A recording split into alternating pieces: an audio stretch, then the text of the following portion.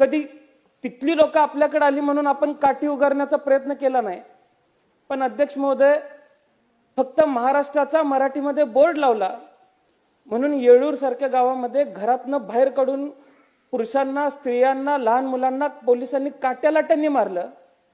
अनेकांचा त्यामध्ये आतापर्यंत आपण जर इतिहास बघितला तर अनेकांनी हौतात्म्य पत्कारलेला आहे। आणि प्रकरण न्यायप्रविष्ट असताना अध्यक्ष महोदय, शेजारच्या राज्याकडून मराठी माणसाला, मराठी अस्मितेला अशा पद्धतीची वागणूक मिळणं हे निषेधार्ह आहे। त्यामुळं राज्य शासनाच्या माध्यमातून यावरती काम केलं जावं। अध्यक्ष महोदय, अलीकडच्या काळातली परिस्थिती आपण बघतोय, एसट्यांवरती झेंडे लावले जात आहेत, इथनं गेलेल्या ड्रायव्हरला कन्नड आलंच पाहिजे अशी सक्ती केली जाते। आपण सर्वांनी एका गोष्टीची अध्यक्ष महोदय काळजी घेण्याची आवश्यकता आहे। आपल्या कोल्हापूर, सांगली, सातारा सीमा भागातली अनेक मुलं बेळगावला कॉलेजला आहेत, अनेक मुलं वैद्यकीय क्षेत्रामध्ये कॉलेजला त्या राज्यामध्ये शिकतात। उद्या त्या राज्यामध्ये महाराष्ट्रातल्या विद्यार्थ्यांना त्रास होणार नाही याची काळजी महाराष्ट्रातल्या सरकारने घेतली पाहिजे। अध्यक्ष महोदय, अनेक लोक संघर्ष करतात। मगाशी माझ्यापूर्वी बोलत असताना काही महोदयांनी, आमदार महोदयांनी बोलत असताना तिथल्या आपल्या सरकारी योजनांचा लाभ आपण त्यांना देतोय असं सांगितलं अध्यक्ष महोदय। पण आज माझ्या मिरज तालुक्यामध्ये असेल, सांगली शहरामध्ये असेल, कर्नाटक भागातले अनेक लोक ट्रीटमेंट घ्यायला येत असतात। कर्नाटकाच्या ज्या सवलती आहेत वैद्यकीयाच्या, त्याचे दर जर बघितले तर महाराष्ट्राने सुद्धा कुठेतरी दर सुधारण्याची आवश्यकता, ही दुरुस्ती आरोग्य मंत्रालयाला अध्यक्ष महोदय करायची आवश्यकता आहे। अध्यक्ष महोदय, मी आपल्याला एक गोष्ट सांगू इच्छितो की आपण वेगवेगळ्या पद्धतीचे लाभ देत असताना आज बेळगाव शहरामध्ये ज्यावेळेस संघर्ष चालू आहे त्यावेळेस आपले अनेक तरुण सहकारी तिथं संघर्ष करत असताना तिथल्या कन्नड ज्या संघटना आहेत त्या आपल्या तरुणांना त्रास देण्याचा प्रयत्न करतायत। अध्यक्ष महोदय, माझे सहकारी शुभम शेळके हे तिथे एकीकरण समितीसाठी काम करतात। आपण पक्षाच्या पलीकडे जाऊन अशा लोकांकडे अध्यक्ष महोदय बघितलं पाहिजे, कारण ते मराठी अस्मिता जपण्याचा प्रयत्न करतात। एका व्यक्तीला हद्दपार केलं पाहिजे म्हणून अनेक कन्नड संघटना एकत्र येत आहेत, त्या व्यक्तीला हद्दपार केलं पाहिजे म्हणून रास्ता रोको करतात। अध्यक्ष महोदय, तुमच्या माध्यमातून माझी राज्य सरकारला विनंती आहे की एका व्यक्तीला थांबवण्यासाठी अनेक संघटना जर बेळगाव शहरामध्ये येत असतील तर अशा तरुणाला, ज्यानं मराठी अस्मिता जपण्याचा प्रयत्न केलेला आहे, त्याला संरक्षण देण्याची भूमिका या राज्य सरकारने अध्यक्ष महोदय घेण्याची आवश्यकता आहे। अन्यथा ही जर माणसं दाबली गेली तर उद्या मराठी भाषा त्या परिसरामध्ये टिकली पाहिजे म्हणून अध्यक्ष महोदय, कुणीही उभा राहिलेला आपल्याला बघायला मिळणार नाही अशी परिस्थिती येत्या काळामध्ये आपल्याला सर्वांना बघायला मिळेल। त्यामुळं आज या विधान भवनाच्या साक्षीने आम्ही सांगतो की बेळगाव परिसरामध्ये असेल किंवा सीमा परिसरामध्ये असेल, जे आमचे बांधव लढतायत त्या बांधवांबरोबर खांद्याला खांदा लावून या सदनातला प्रत्येक सदस्य उभा राहील, हे आपल्या माध्यमातून मी त्या सर्व लोकांना आश्वासन त्या ठिकाणी देऊ इच्छितो। अध्यक्ष महोदय, परिच्छेद क्रमांक 4 प्रमाणे दाओस कराराच्या संदर्भामध्ये राज्यपाल महोदयांनी तिथे सांगितलं 15 लाख कोटींची इन्व्हेस्टमेंट ही महाराष्ट्रामध्ये आणली गेलेली आहे असं सांगितलं। माजी मुख्यमंत्री असतील, त्यांनी दाओसला गेलेले त्यावेळेस 3.5 लाख कोटींची इन्व्हेस्टमेंट या राज्यामध्ये आणलेली असं आम्हाला सर्वांना सांगितलं। किती नोकऱ्या निर्माण झाल्या, किती उद्योग इथपर्यंत आले, किती उद्योग इथं टिकले, असलेले उद्योग टिकायची परिस्थिती नाही पण एवढे इन्व्हेस्टमेंट येत आहेत असं आम्ही छाती टोकून सांगतोय। आता कराराच्या कागदाला किती महत्व आहे हे मला माहित नाही, पण झालेले करार आज 2016-17 मध्ये झालेले जर करार तपासले तर करार झालेल्या कंपन्या आज अखेर महाराष्ट्रामध्ये कुठल्याही पोर्टलवर आल्या नाहीत। आणि असं असताना 15 लाख कोटींचा करार आणि त्या माध्यमातून आलेल्या कंपन्या अध्यक्ष महोदय कधी येणार आहेत? कागद कुठली आली मला माहित नाही, पण एकच कागद महाराष्ट्र सरकारला मागच्या काळामध्ये आला, ते तिथल्या हॉटेलचं थकवलेल्या बिलाची नोटीस आली, तेवढा एकच कागद तिथनं अध्यक्ष महोदय आला। त्यामुळे अध्यक्ष महोदय, हे तपासण्याची आवश्यकता आहे की आपण कुठेतरी उद्योग आणि नोकऱ्या निर्माण करताना शेजारचं राज्य आंध्र प्रदेश असेल किंवा गुजरात असेल यांच्यासारखी वन विंडो सिस्टम निर्माण करण्याची अध्यक्ष महोदय आवश्यकता आहे। पोर्टलवरती जागा मागितल्यानंतर, सुविधा मागितल्यानंतर किती दिवसात तिथं जागा मिळते, उद्योग चालू होत आहेत, हे तपासण्याची आवश्यकता आहे। आणि त्यामध्ये आपल्या राज्याच्या माध्यमातून ज्या त्रुट्या आपल्या सर्वांसमोर निर्माण झालेल्या आहेत त्या सन्माननीय त्रुट्या सदस्य आपण सर्वांनी सुधारण्याची आवश्यकता आहे. एवढंच मी बोलतो आणि माझे 2 शब्द संपवतो. अध्यक्ष महोदय, राज्यपालांच्या अभिभाषणावरती या ठिकाणी मी बोलायला उभा आहे. या ठिकाणी आंध्र प्रदेशात शक्ती कायद्याच्या अंमलबजावणीनंतर महिला अत्याचारांची गुन्हे रोखण्यात त्या राज्याला यश आलं. महाराष्ट्रात त्याच धर्तीवर शक्ती कायदा बनवण्यात आला, परंतु अनेक कारणांमुळे त्याला केंद्राची अंतिम मंजुरी मिळालेली नाही. माननीय राज्यपालांच्या अभिभाषणामध्ये महिला सुरक्षेबाबत कुठेही उल्लेख झालेला नाहीये. या ठिकाणी मी त्या निमित्ताने खेद व्यक्त करतो. अध्यक्ष महोदय, शिक्षणाच्या मुख्य प्रवाहापासून वंचित असलेल्या मुलांना शिक्षणाची दारे खुली करून देण्यासाठी शाळाबाह्य सर्वेक्षण केले जाते. सन 2024-25 या शैक्षणिक वर्षात महामुंबईत तब्बल 40,000हून शाळाबाह्य विद्यार्थी असलेले धक्कादायक चित्र समोर आलेले आहे. त्यानंतर ठाणे आणि पालघर जिल्ह्यात सर्वाधिक शाळाबाह्य विद्यार्थी आहेत. माननीय राज्यपालांच्या अभिभाषणात शाळाबाह्य विद्यार्थ्यांना शिक्षणाच्या मुख्य प्रवाहात आणण्याबाबत या ठिकाणी कोणताही उल्लेख झालेला नाही. त्याचा मी खेद व्यक्त करत आहे. अध्यक्ष महोदय, शासकीय रुग्णालयात येणाऱ्या रुग्णांना दर्जेदार आरोग्य सुविधा, चांगल्या दर्जाची व नामांकित कंपन्यांची औषधे त्या ठिकाणी वेळेवर मिळत नाहीत. डायलिसिस, सिटी स्कॅन, MRI व रक्त चाचण्यांचा अहवाल येणं उशिरा होतं. यामुळे गरीब व निर्धन रुग्णांना आर्थिक भुर्दंड सहन करावा लागत आहे. योग्य वैद्यकीय सेवा मिळत नाहीत. माननीय राज्यपालांच्या अभिभाषणात गरीब व निर्धन रुग्णांना मोफत व दर्जेदार वैद्यकीय सेवा उपलब्ध करून देण्याबाबत कुठेही उल्लेख झालेला नाही. या ठिकाणी आपल्याला मी सांगू इच्छितो की जेजुरी हे मराठी माणसांच्या आस्थेचं प्रतीक आहे व त्या ठिकाणी येणाऱ्या भक्तजनांसाठी चांगल्या वैद्यकीय सुविधा मिळाव्यात याकरता जेजुरी न्यासाचे श्री खंडोबा मंदिर गडकोट आवारात आरोग्यवर्धिनी केंद्र स्थापन करण्यात यावा अशी मागणी या आजच्या माझ्या भाषणातून या ठिकाणी मी व्यक्त करत आहे. अध्यक्ष महोदय, राज्यातील महिला व अल्पवयीन मुलींवर अत्याचारांच्या वाढलेल्या घटनांना अटकाव करण्यासाठी व महिलांना सुरक्षा देण्यासाठी माननीय राज्यपालांच्या अभिभाषणामध्ये कुठेही उल्लेख झालेला नाही. याचा मी या ठिकाणी खेद व्यक्त करत आहे. या ठिकाणी आपल्याला सांगू इच्छितो की मुंबईतील हजारो गिरणी कामगार मिल बंद पडल्यानंतर त्या मिलच्या जागेवरती घरे मिळण्यापासून वंचित आहेत. अशा हजारो गिरणी कामगारांना मुंबईत घरे उपलब्ध करून देण्याबाबत राज्यपालांच्या अभिभाषणामध्ये कुठेही उल्लेख झालेला नाहीये. या ठिकाणी आपल्याला सांगू इच्छितो की प्रधानमंत्री आवास योजना असेल, केंद्र सरकारच्या आणि राज्य शासनाच्या अनेक घरकुल योजना आहेत. याच्या माध्यमातून लाखो घरं बांधली जात आहेत. काही लाखो घरं बांधण्याच्या प्रयत्नात आहेत.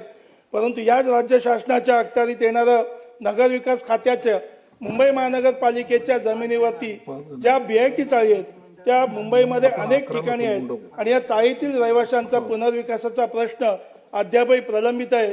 मी ज्या ठिकाणी लहानाचा मोठा झालो त्या बायका विधानसभेतील माझगाव तारवाडी BIT चाळीचा प्रकल्प आजही प्रलंबित आहे आणि आजही मुंबई महानगरपालिकेच्या माध्यमातून ज्या ठेकेदाराच्या माध्यमातून तो प्रकल्प राबवला जात आहे त्या ठेकेदाराच्या बाबतीमध्ये मी मागच्या हिवाळी अधिवेशनामध्ये मुख्यमंत्री महोदयांकडे मागणी केली होती की त्या ठेकेदाराला नगरविकास खात्याचे अधिकारी असतील, मुंबई महानगरपालिकेचे अधिकारी असतील आणि संबंधित रहिवासी लोकप्रतिनिधी यांची एक संयुक्त बैठक मी पुन्हा एकदा मागणी मुख्यमंत्र्यांकडे आपल्या माध्यमातून करत आहे की तातडीने हा प्रकल्प मार्गी लावण्याकरता मुख्यमंत्र्यांच्या दालनामध्ये संयुक्त बैठक आयोजित करावी आणि हे प्रकल्प होत असताना त्या ठिकाणी माहुल या ठिकाणी ज्या विषारी रहित या ठिकाणी लोकांना गेल्या 8-9 वर्षापासून राहायला पाठवलेलं आहे त्या माझ्या माहुलच्या रहिवाशांना तातडीने हा प्रकल्प चालू होत असताना पुन्हा माझगाव या परिसरामध्ये आणण्यात यावं अशा पद्धतीची मागणी या ठिकाणी मी आपल्याकडे करत आहे. या ठिकाणी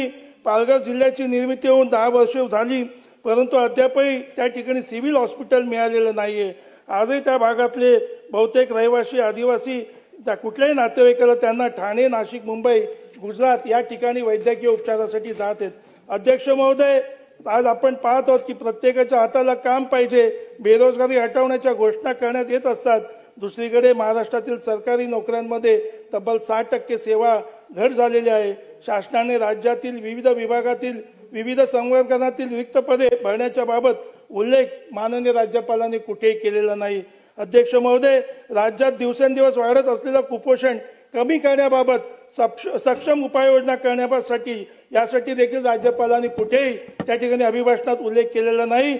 अध्यक्ष महोदय, या ठिकाणी खेद व्यक्त करतो की मुंबई अरबी समुद्रामध्ये उभारण्यात येणाऱ्या छत्रपती शिवाजी महाराजांचा तसेच दादर येथील परमपूज्य डॉक्टर बाबासाहेब आंबेडकरांच्या भारतरत्न डॉक्टर बाबासाहेब आंबेडकरांच्या भव्य स्मारकाची कामाच्या बाबतीतली सुरुवात आणि सदर स्मारके त्वरेने उभ्या करण्यासाठी कुठेही सक्षम उपाययोजना करण्याच्या बाबतीत माननीय राज्यपालांनी कुठेही अभिभाषणात उल्लेख केला नाही. याचा मी खेद व्यक्त करतो आणि या ठिकाणी आपण मला बोलायला संधी दिल्याबद्दल आपला आभार मानतो. जय हिंद, जय महाराष्ट्र, जय भीम. धन्यवाद सन्माननीय अध्यक्ष महोदय. माननीय राज्यपाल यांच्या अभिभाषणावर चर्चा करण्यासाठी आपण मला संधी दिली त्याबद्दल मी आपले आभार व्यक्त करतो. अध्यक्ष महोदय, भारतात अनेक राज्य आहेत, परंतु आपले हे एकमेव राज्य आहे ज्याच्या नावातच राष्ट्र आहे. असे हे महाराष्ट्र, या महाराष्ट्राचा, मराठी संस्कृतीचा, मराठी भाषेचा, मराठी मातेचा, मराठी मातीचा आणि अत्यंत प्रेमळ मराठी माणसांचा मला अभिमान आहे. याच महाराष्ट्रातल्या राष्ट्रप्रेमी मतदारांनी माझ्यासारख्या सामान्य कार्यकर्त्यावर निष्ठून प्रेम केल्यावर मला या सभागृहात पाठवलंय. मी माझ्या मतदारसंघातील सर्व रहिवाशांचं ऋणी आहे. अध्यक्ष महोदय, राज्यपालांच्या अभिभाषणात पहिला मुद्दा ज्याच्यात हे शासन छत्रपती शिवाजी महाराजांचा आदर्श आणि त्याचा विचार घेऊन चालत आहे असा उल्लेख आहे. ज्या छत्रपती शिवाजी महाराजांना आपण दैवत मानतो अशा आपल्या दैवताबद्दल बोलताना अब्बू आझमी सारख्या व्यक्तीला भीती का वाटत नाही? याच्या उलट जर विचार केला तर अब्बू आझमी ज्याला दैवत मानतात त्याच्याबद्दल जर विधान केलं तर सर तन से जुदा ही भाषा बोलली जाते. एवढं बोलून सुद्धा त्यांना लाज वाटत नाही. त्यांनी इतिहासाचं उदाहरण दिलंय. मी या सभागृहात जर असं म्हणेन की त्यांच्या धर्मात पुस्तकात जे लिहिलं आहे त्याचा जर उल्लेख आम्ही करू तर त्याच्यावर त्यांचं काय बोलणं असेल. आणि म्हणून शासनाने नवीन शैक्षणिक धोरण मान्य केलं आहे. या नवीन शैक्षणिक धोरणामध्ये आपल्या महापुरुषाबद्दल शिकवलं गेलं पाहिजे आणि नवीन पिढी ही राष्ट्रभक्त आणि देशभक्त असेल याची खात्री केली पाहिजे.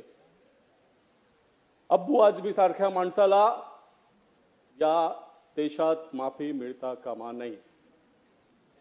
महोदय, उल्लेख झाला आहे की महाराष्ट्र परकीय गुंतवणुकीत पसंतीचं राज्य आहे.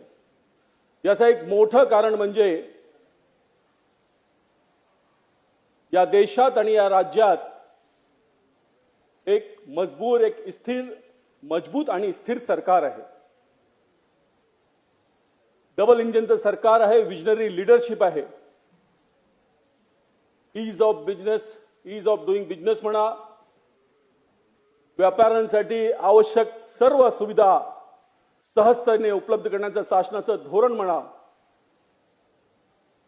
म्हणून हे राज्य पसंतीचं राज्य आहे. याशिवाय मागील 10 वर्षात आपल्या मुंबईत किंवा आपल्या महाराष्ट्रात एक सुद्धा बॉम्ब ब्लास्टची घटना किंवा अतिरेकी घटना घडली नाही. ज्या राज्यात सुरक्षा असते, शांतता असते, स्थिरता असते, तिथेच गुंतवणूक येते. आणि म्हणून मी माझ्या देशाचे पंतप्रधान नरेंद्र मोदी आणि माझे मुख्यमंत्री देवेंद्र फडणवीस यांचं अभिनंदन करीन.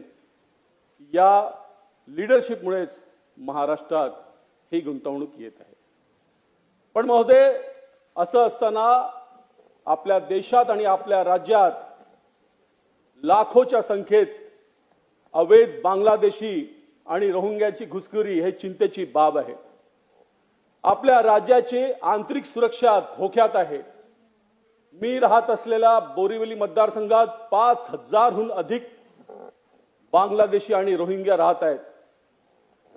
सरकारी कॉन्ट्रॅक्टरच्या प्रत्येक लेबरची तुम्ही आखणी करा.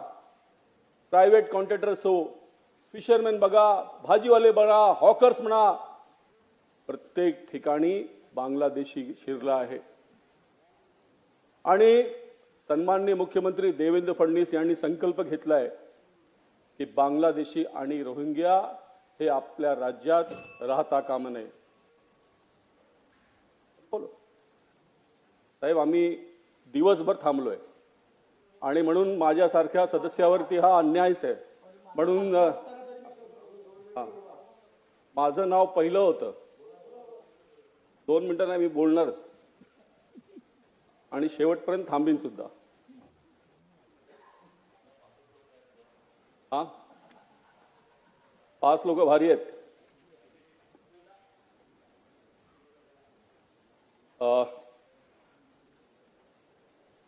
सॉरी, माझं लय तुम्ही तोडलं.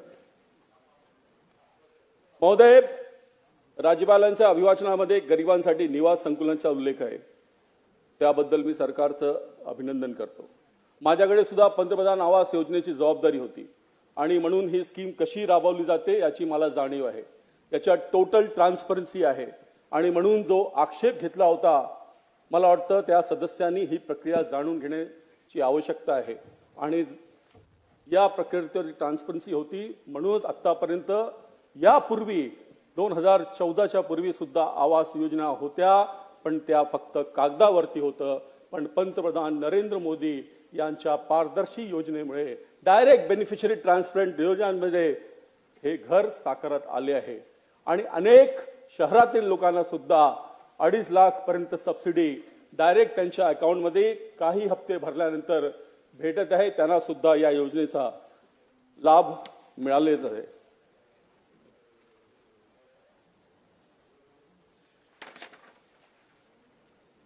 आदरणीय राज्यपाल महोदयांनी अभिभाषणामध्ये अंगणवाडी सेविकाची सुमारे 18,000 रिक्त पदे भरण्याचा उल्लेख केला आहे. त्याचप्रमाणे त्यांनी नोकरी करणाऱ्या महिलांना स्वतंत्र वसतिगृहे बांधण्याचे घोषित केले आहे. राज्यपाल महोदयांच्या अभिभाषणामध्ये लखपती दीदी या सरकारी योजनेचा उल्लेख झाला आहे आणि आतापर्यंत जवळपास 17 लाख भगिनीने या योजनेचा लाभ घेतला आहे आणि पुढील वर्षात ही संख्या 26 लाख करण्याचा सरकारचा जो मानस आहे त्याबद्दल सरकारचं मी अभिनंदन करतो. नरेंद्र मोदींचं जे धोरण आहे तेच धोरण महाराष्ट्राचे सन्माननीय मुख्यमंत्री श्री देवेंद्र फडणवीसजी या राज्यात राबवत आहेत. ही अभिमानाची गोष्ट आहे. महोदय, या अभिभाषणात पुण्यश्लोक अहिल्याबाई देवी यांचा उल्लेख आहे. ज्या अहिल्याबाईने देशात अनेक मंदिरांचं पुनर्निर्माण केलं, त्याच महाराष्ट्रात अभिमानाची गोष्ट आहे की आपल्या महाराष्ट्रात 3 ज्योतिर्लिंग आहेत आणि सोमनाथ, महाकाल, काशी विश्वनाथच्या धर्तीवरतीच या ज्योतिर्लिंगाची सुद्धा पुनर्निर्माण करण्याची आवश्यकता आहे आणि सरकार त्या दृष्टीने लक्ष घालेल असा मला पूर्ण विश्वास आहे. महोदय, सरकार संवेदनशील आहे आणि एक विषय म्हणजे दिव्यांग विद्यार्थी यांच्या बद्दल मला बोलायचं आहे. UDID कार्डसाठी या मुलांना सरकारी हॉस्पिटलच्या फेऱ्या वारंवार लावला भाग पडतो. अनेक वेळा ते तिथे फार काळ बसू शकत नाही. मागच्या सरकारने, आमच्या महायुतीच्या सरकारने, सरकार आपल्या दारी या योजनेमार्फत अनेक सरकारी सुखसुविधा लोकांना त्याच ठिकाणी उपलब्ध करून दिल्या. मी सरकारला विनंती करतो की ही योजना सरकार आपल्या दारी ही आत्ता सुद्धा पुढे आपण घेऊन जायला पाहिजे आणि याच योजनेअंतर्गत मी विनंती करतो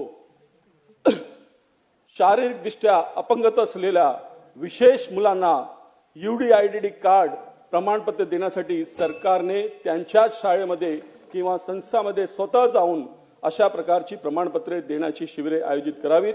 यामुळे या विशेष मुलांना व त्यांच्या पालकांना प्रचंड दिलासा भेटेल. अध्यक्ष महोदय, मी 2-3 मिनिटात संपवेन. आपण लहान मुलांना त्यांच्या समोर छत्रपती शिवाजी महाराज यांची जयंती साजरा करण्याचा निर्णय घेतलाय.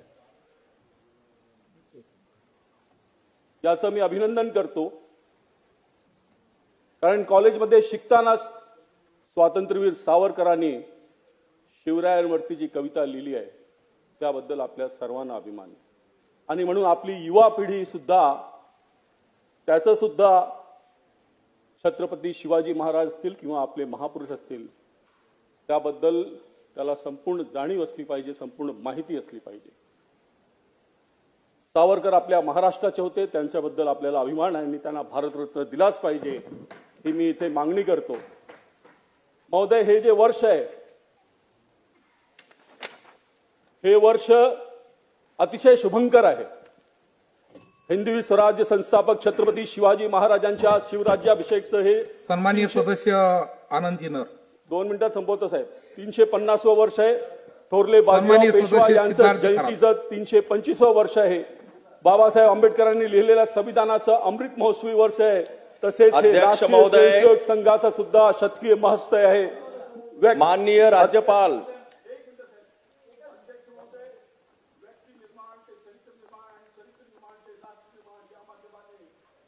करून राष्ट्रीय स्वयंसेवक संघाने या देशात आपलं एक विशिष्ट स्थान निर्मित केलं आहे आणि अनेक आपदांमध्ये संघाने जे भूमिका केली आहे त्याबद्दल 100 वर्ष पूर्ण होताना शासनाने सुद्धा राष्ट्रीय स्वयंसेवक संघाचं अभिनंदन केलं पाहिजे अशी मी मागणी करतो. आणि महोदय, आपण इतक्या संयमाने आपण बसलायत, मी आपलं सुद्धा अभिनंदन करतो आणि राज्यपालांच्या अभिभाषणाचं समर्थन करतो आणि माझे वक्तव्य संपवतो. धन्यवाद. जय हिंद, जय महाराष्ट्र. अध्यक्ष महोदय, माननीय राज्यपाल यांच्या अभिभाषणावरती चर्चा करण्यासाठी आपण मला संधी दिली त्याबद्दल मी आपले आभार मानतो. आणि सकाळपासून आम्ही यासाठी थांबलो आहोत, तर आम्हाला फक्त जेवढा कालावधी त्या सदस्यांना दिला तितका किमान कालावधी द्यावा अशी विनंती करतो.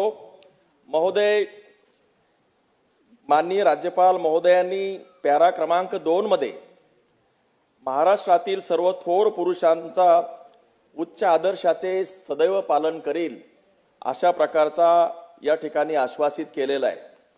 परंतु अध्यक्ष महोदय, आपण बघितले गेल्या काही वर्षामध्ये, गेल्या काही काळामध्ये महाराष्ट्रामध्ये जे काही रणकंदन घडलेलं आहे त्यामुळं आपल्या सगळ्यांच्या माना खाली गेलेल्या आहेत.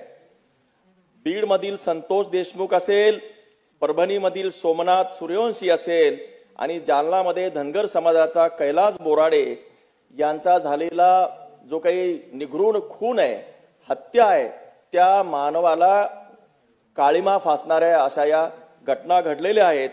आणि हे कशामुळे घडलेलं आहे तर आता बऱ्याच वक्त्यांनी या ठिकाणी मागणी केली की जे काही याच्यावर विचार करावा. भुजबळ साहेब बोलले, हे कशामुळे घडलेलं आहे? हे वकवकलेपणानं झालेलं आहे.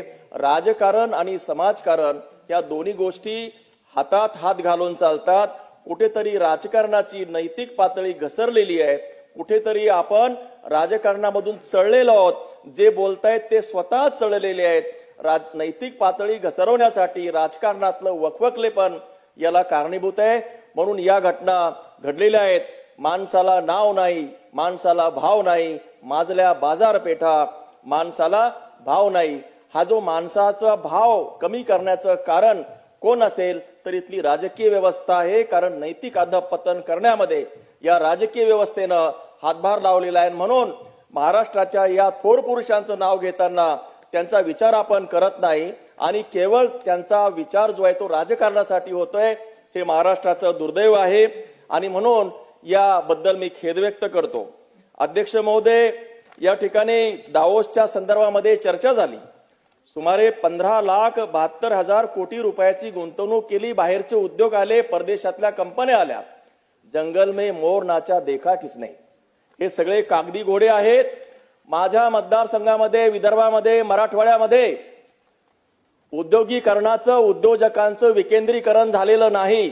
जे काही उद्योजक येतात ते कुठेतरी पुणे, मुंबई, ठाण्यामध्ये येतात.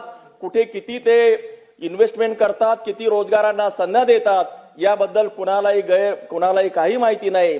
मात्र विदर्भ असेल, मराठवाडा असेल आणि इव्हन मी माझ्या मतदारसंघापुरती जर गोष्ट केली तर माझ्या मतदारसंघामध्ये औद्योगिकरणाचा कोणताही उद्योग गेल्या 50 वर्षामध्ये आलेला नाही.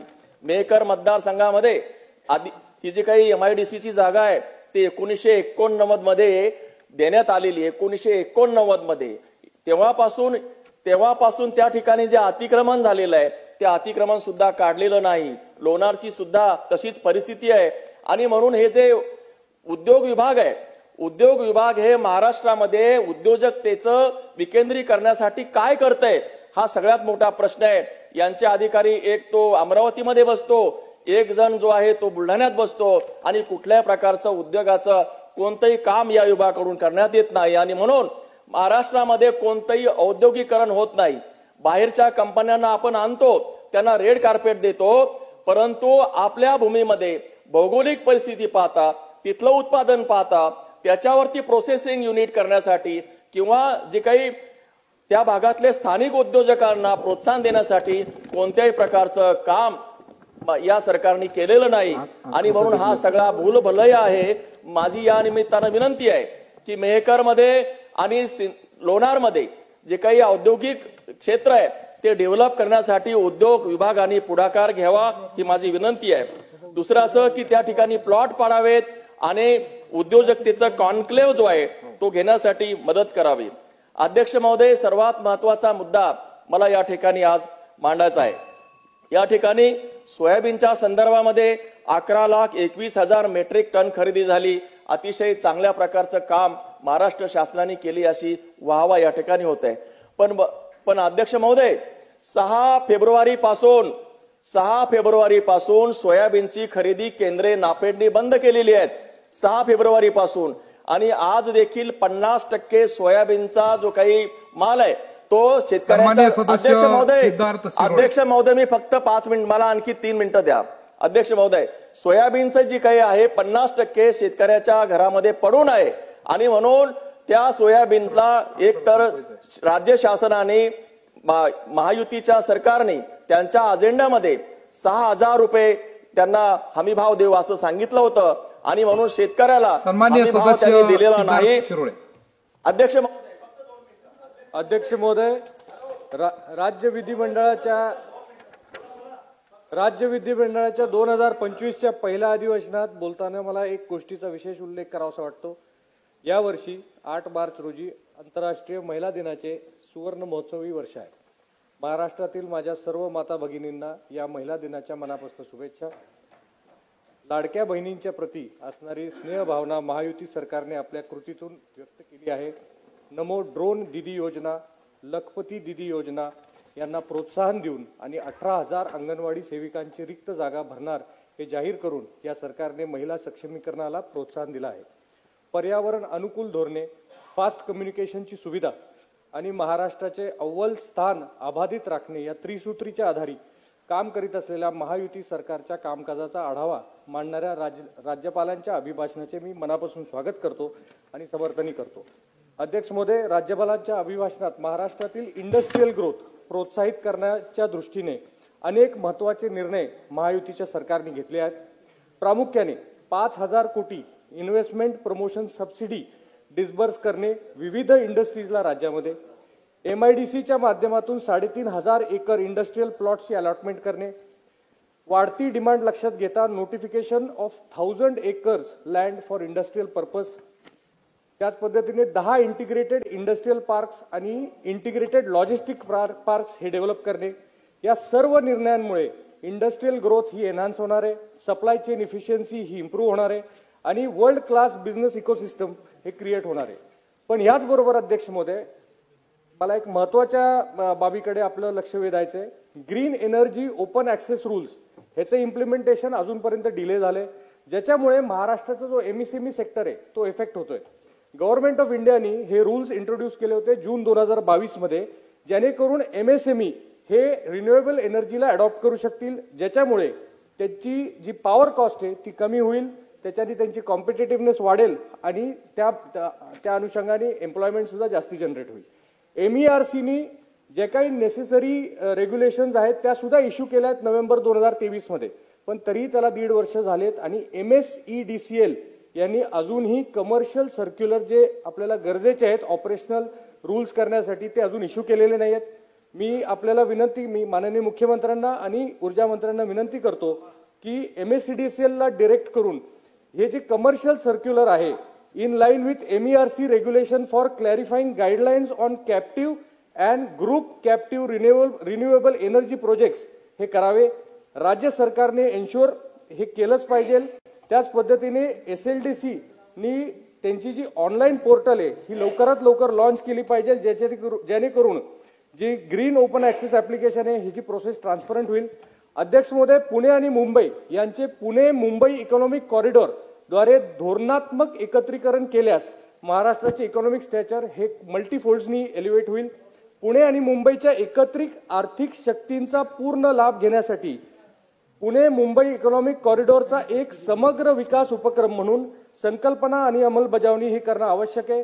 यामध्ये भौतिक पायाभूत सुविधांची सुधारणा, स्पेशल इकॉनॉमिक झोन्सची निर्मिती आणि स्ट्रीमलाइन्ड रेग्युलेटरी फ्रेमवर्क्स ज्याच्यामुळे बिझनेस ऑपरेशन्स अट्रॅक्ट आणि फॅसिलिटेट होतील. मी सरकारला विनंती करतो की PMECच्या विकासाला प्राधान्य द्यावे, त्याचं नियोजन आणि अंमलबजावणीसाठी एक डेडिकेटेड ऑथॉरिटी स्थापन करावे आणि त्यासाठी लागणारे रिसोर्सेस सुद्धा अलोकेट करावे. असे कन्सर्टेड एफर्ट्सनी महाराष्ट्र नक्कीच एक leading economic power house nationally आणि ग्लोबली झाल्याशिवाय राहणार नाही. अध्यक्ष महोदय, महाराष्ट्रामध्ये रिस्ट्रिक्टिव्ह लँड यूज रेग्युलेशन्समुळे इंडस्ट्री एफिशियन्सी आणि कॉम्पिटिटिव्हनेस हा हॅम्पर होत आहे.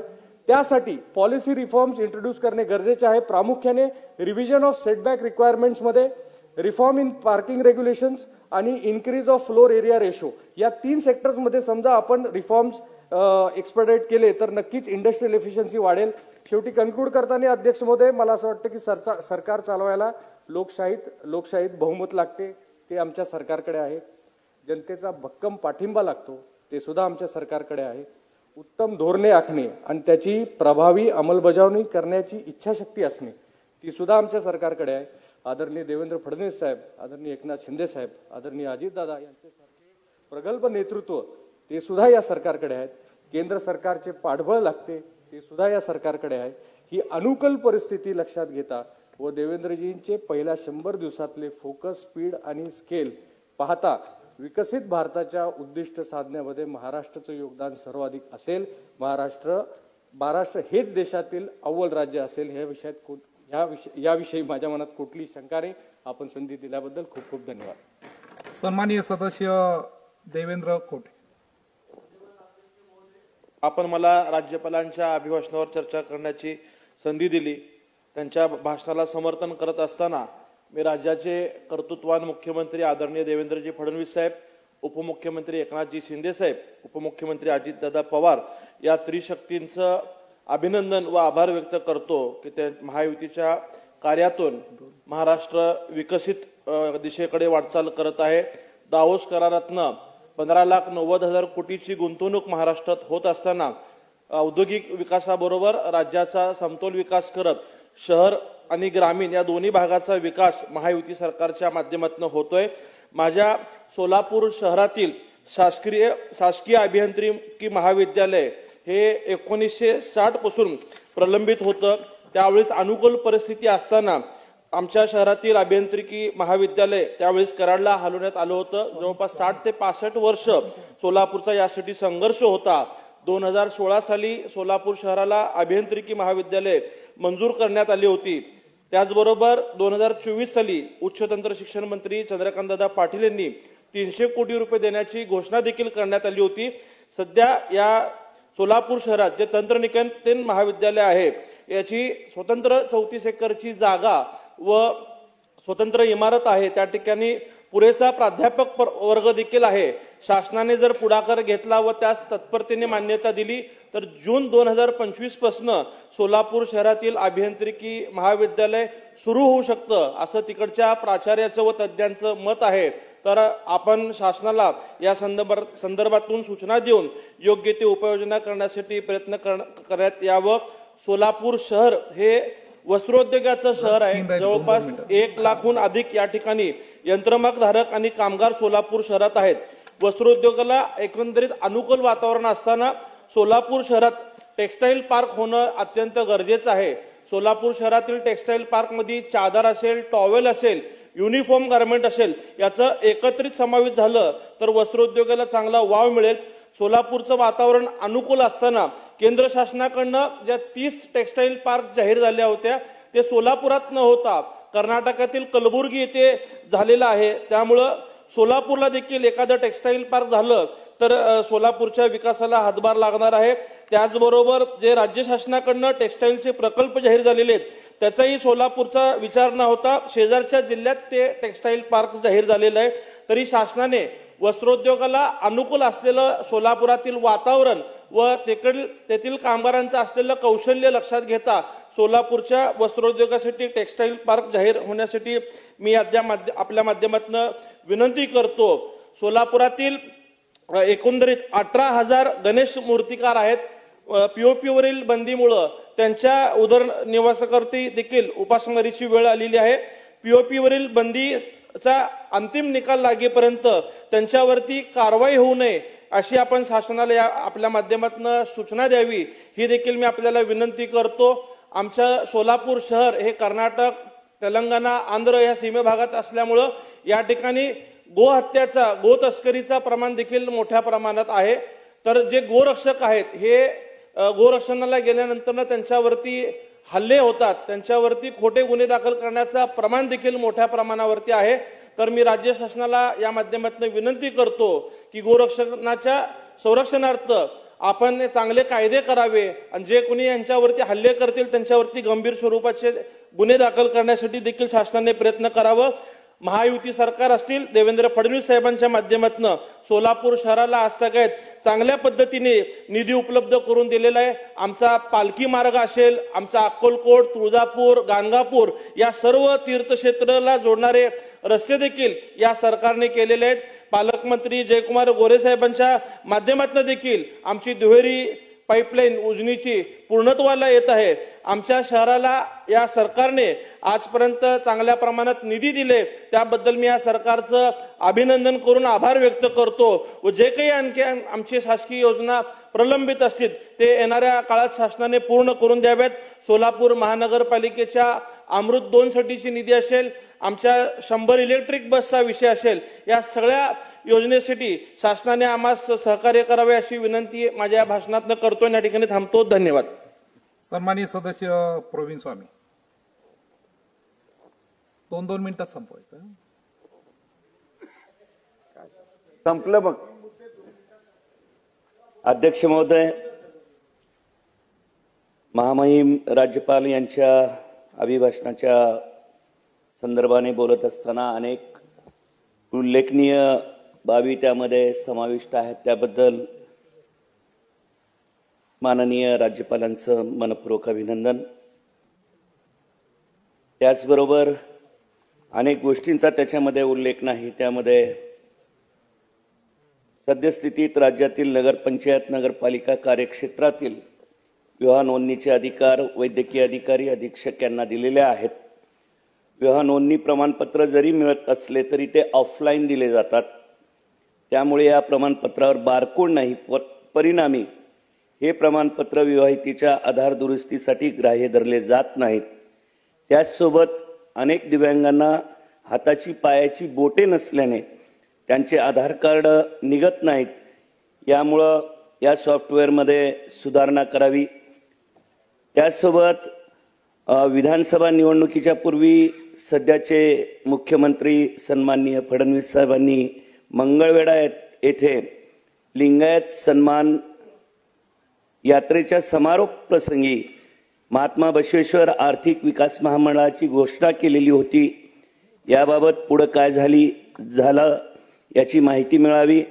या महामंडळाची स्थापना करून त्यासाठी भरघोस निधी उपलब्ध करून द्यावा व जगज्योती महात्मा बसवांना यांचा सन्मान करावा ही विनंती मी या ठिकाणी करतोय.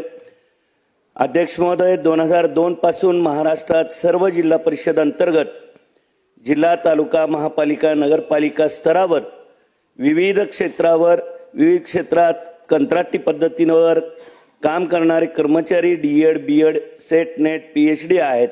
ते सध्या आझाद मैदानावर उपोषण करीत आहेत. त्यांच्याकरिता 2024 ऑक्टोबर या दिवशी त्यांना 50% कर्मचाऱ्यांना कायम करण्यात आलेला आहे आणि उर्वरित कर्मचाऱ्यांसाठी कायम करण्याची मागणी या ठिकाणी मी करत आहे.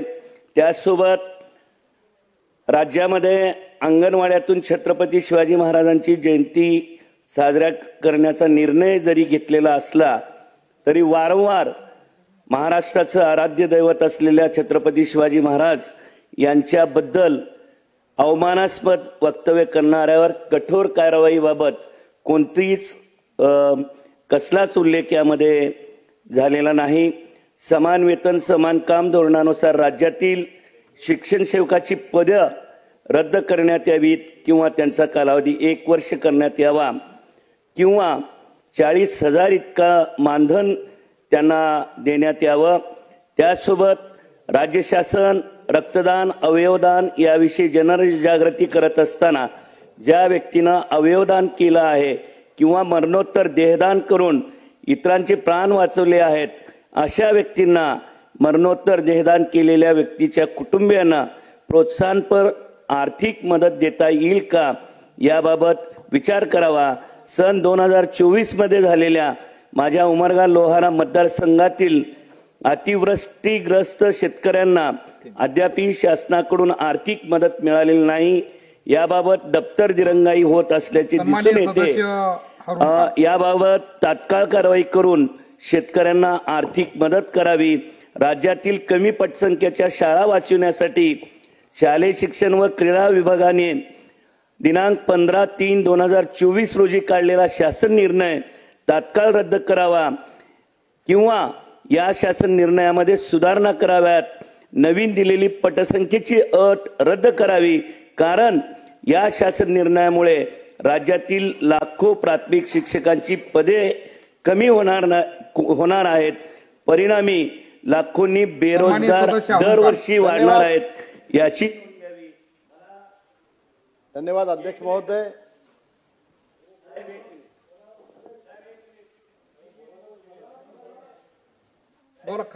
धन्यवाद अध्यक्ष महोदय.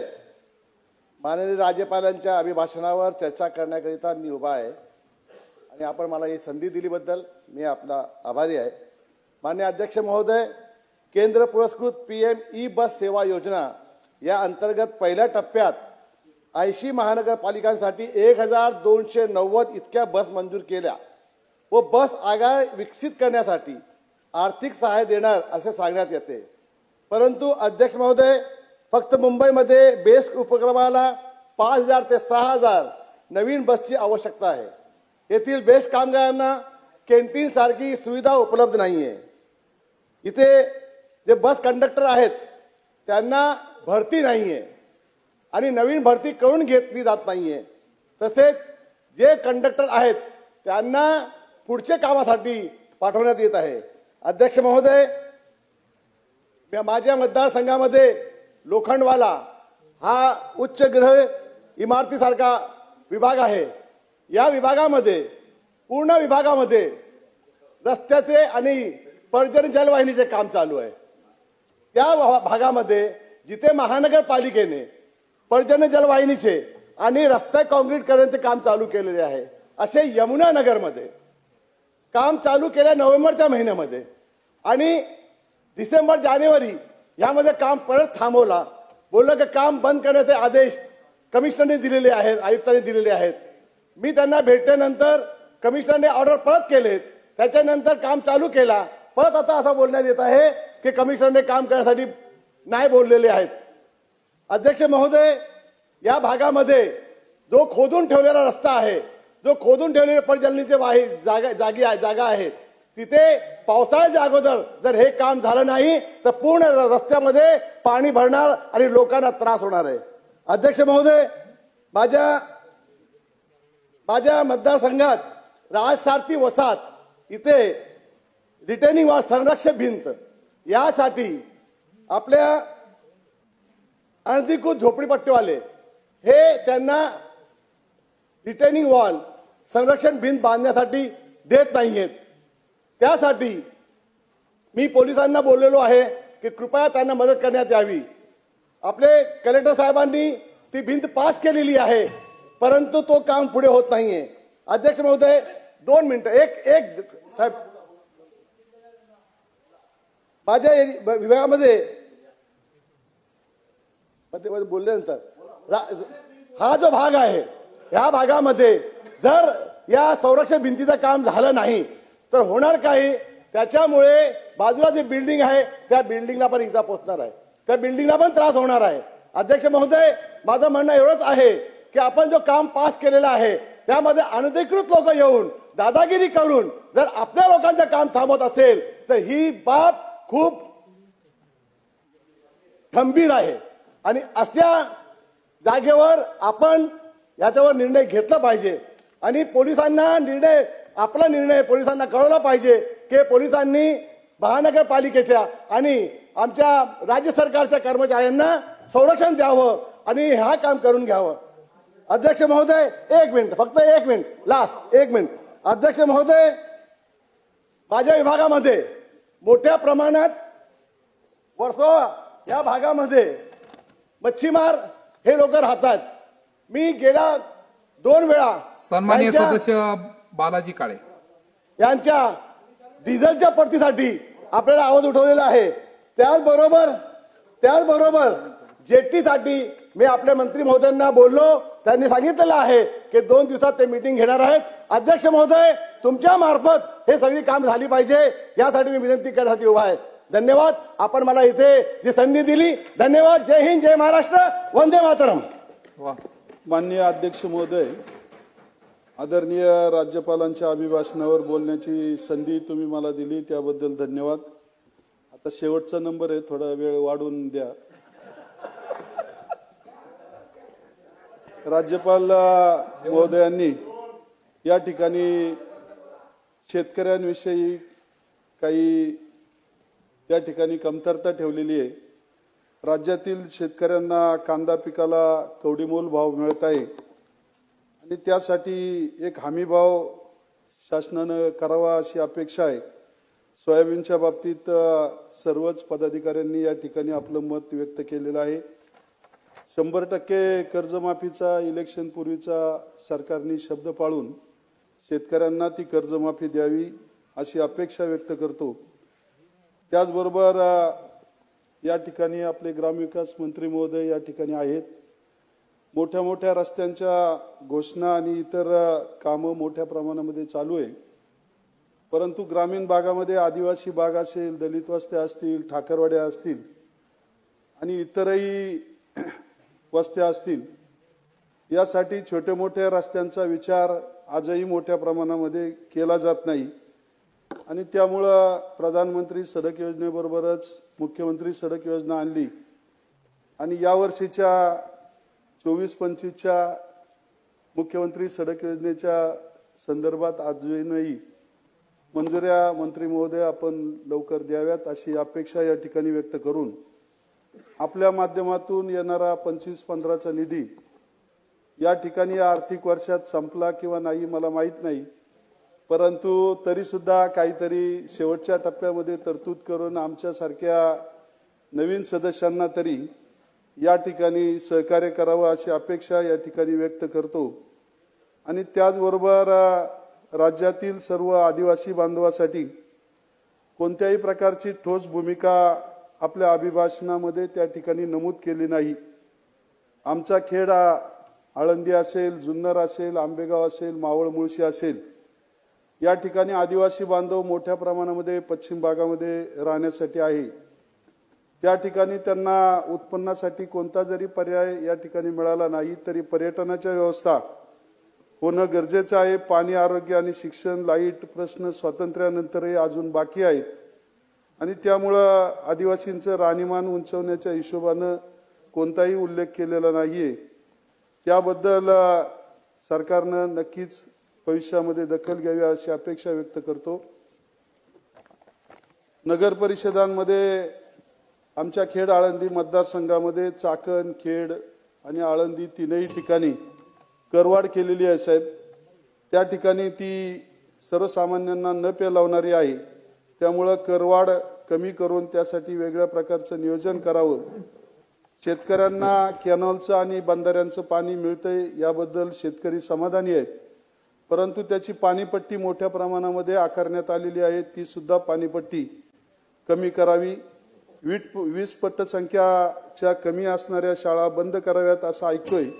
आणि त्या अभिनंदन. प्रस्तावावरील चर्चा आता दोन संपली आहे. त्यावरील उत्तर उद्या होईल. सभागृहाची बैठक आता स्थगित होत आहे. गुरुवार दिनांक 6 मार्च 2025 रोजी सकाळी 11 वाजता सभागृहाची बैठक भरेल.